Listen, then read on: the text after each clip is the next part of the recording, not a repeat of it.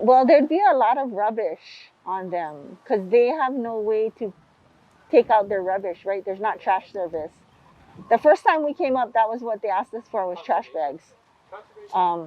So even if they want to clean up their own space, they don't always have the means.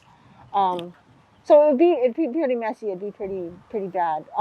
Unfortunately, a lot of the area is denuded because they've made their campsites. So people have less stuff. They have smaller campsites since we've been doing this. When we first came up, they had quite large campsites. And then this particular cleanup, we didn't see a reduction. But prior to the pandemic, when we were doing more regular cleanups, we were starting to reduce the population on Diamond Head.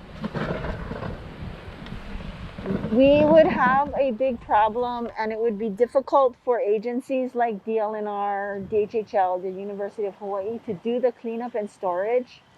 And the storage requirements are even more difficult than the cleanup requirements.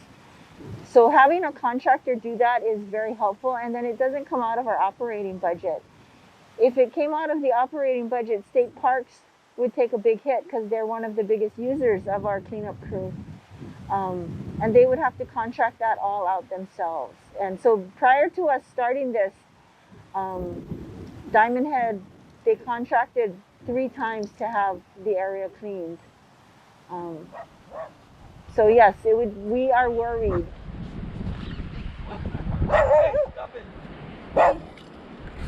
Scotty, did you want to try to get back into Honolulu?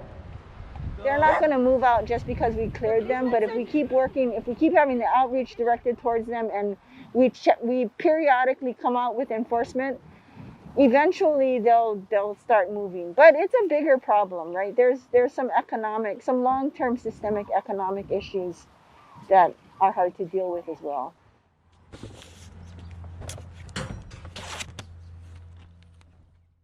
The cleanups aren't effective as a tool to get people to move permanently. I have ceased to look at them for me, they're a tool as part of all of the 3 tools. But they would like us to implement. They're concerned about crime. Less so, they don't complain about the pollution as much as the crime, but a lot of the crime that happens is not from the homeless.